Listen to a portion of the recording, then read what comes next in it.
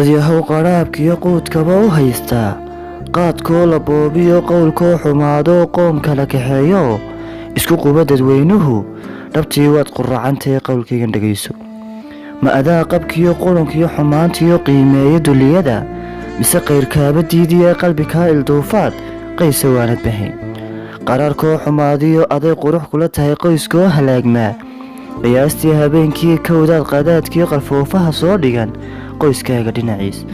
ood qayliyo buuqiyo sawaxan qorshaysani marna qaayiba wanaagood isla qumanaan adduunyada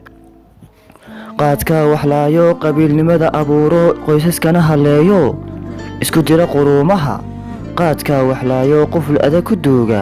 qiyaastii wanaagyada qaadkaa waxlaayo qubuuraha ku daasha qalfoofaha aadmiye qarankayga dhisanow dilaaweeyan qaadku layidhi wuu qarsoon yahay